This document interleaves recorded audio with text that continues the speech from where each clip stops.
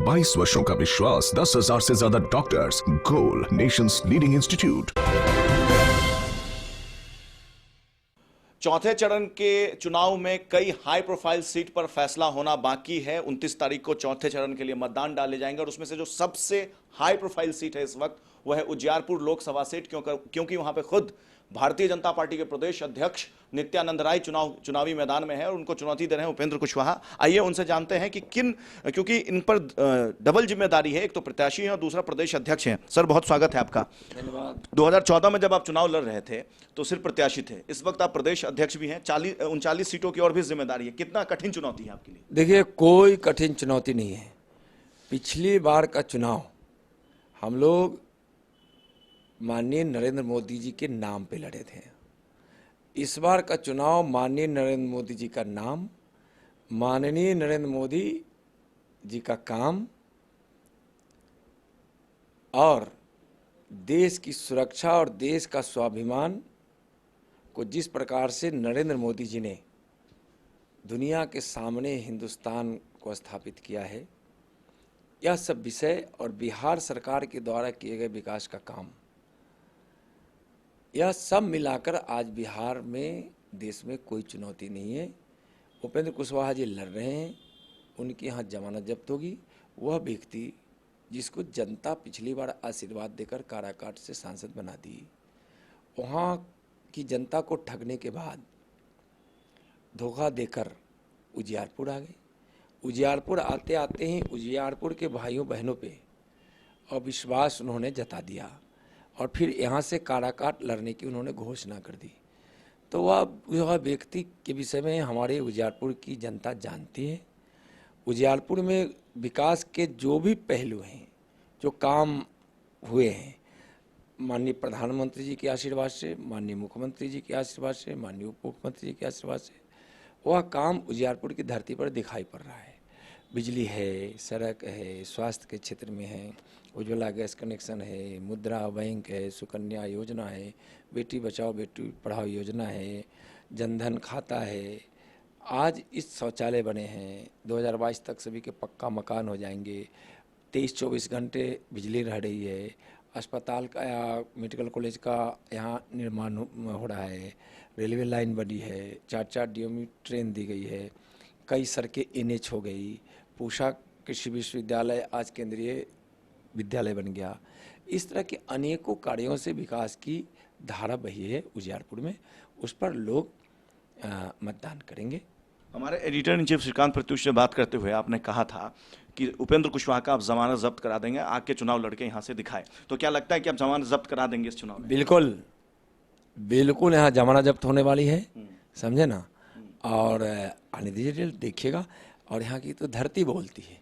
किसान का बेटा है, धरती की मिट्टी उठाकर जब एक बार उसका सुगंध लेते हैं और उसको जब ललाट पे लगाते हैं तो पता चल जाता है कि क्या होने वाला है। इसलिए उनकी जमानत जब्त होगी, उपेंद्र जी की। कल पातेपुर के एक सभा में तेजस्वी यादव ने आप पे व्यक्तिगत हमला किया। उन्होंने कहा कि जिस वक्त सुशील कुमार मोदी ये कह रहे थे कि लालू का परिवार ही उनको जहर देना चाहता था, उस वक्त नित्यानंद राय मंच पर सुशील कुमार के मोदी के समर्थन में ताली बजा रहे थे।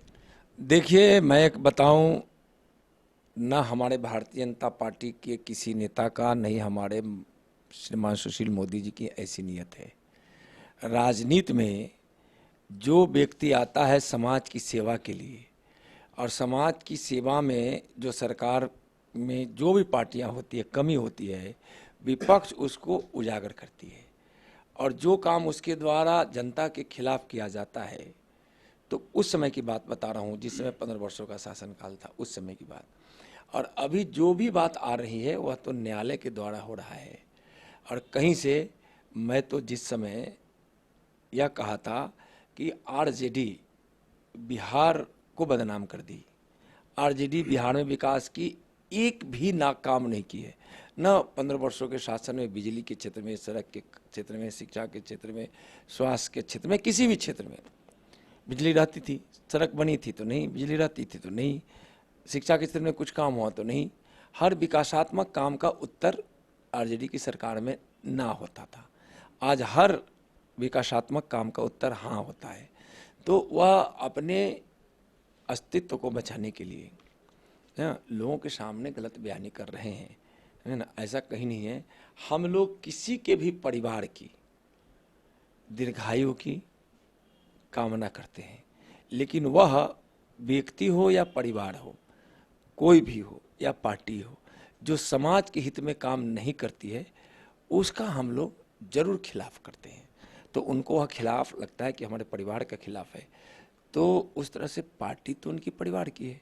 तो जब उनकी पार्टी पर बोला जाता है तो लगता है उन लोगों के परिवार पे बोल रहे हैं। चलिए, धन्यवाद। दो सवाल मात्र है। कल मैं आपके गांव गया था, आदर्श ग्राम योजना के तहत जिसको आपने गोद लिया, कृष्णवाड़ा गांव। वहां पे मैं हरिजन टोला में गया और तमाम जो बैकवर्ड्स क्लास के लोग रहते हैं वहां पे गया। बहुत सकारात्मक था आपके प्रति, आपके पार्टी के प्रति जो पब्लिक ओपिनियन था।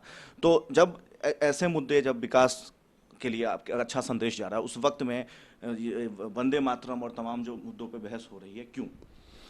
देखिए, यह चुनाव विकास प्रेमियों का है और देश प्रेमियों का है, और वंदे मातरम का जो भी विरोध कर रहे हैं उनको खुदीराम बोस की शहादत याद करनी चाहिए। खुदीराम बोस भी फांसी का फंदा जब चूमने के लिए एकदम नज़दीक पहुंच गए थे, बलि वेदी पर चढ़ रहे थे, तो उन सभी लोगों के मुख से निकल रहा था भारत माता की जय और वंदे मातरम। वंदे मातरम मातृभूमि की वंदना है। हमारी मातृभूमि भारत के सम्मान में किया गया वंदना है, गीत है, उससे किसी को परहेज नहीं होना चाहिए। एक आखिरी सवाल है, एक प्रदेश अध्यक्ष के तौर पे ये सवाल है कि क्या लगता है कि बिहार में प्रधानमंत्री मोदी का काम ज़्यादा काम आ रहा है आप लोगों के, या मुख्यमंत्री नीतीश कुमार? देखिए, दोनों सरकार एनडीए की है और दोनों एक दूसरे के सहयोग से साथ चलकर बहुत ही विकास के इरादों के साथ, जन सेवा के इरादों के साथ काम कर रही है। तो दोनों मिलकर हम काम कर रहे हैं। हमसे बात करने के लिए बहुत शुक्रिया। तो देखिए, ये थे नित्यानंद राय जी, जिनका यह दावा है कि उपेंद्र कुशवाहा का वो इस इलेक्शन में जमानत तक जब्त करवा देंगे। कैमरा सहयोगी कृष्णा के साथ Ashutosh Jha, city post live, Ujiarpur.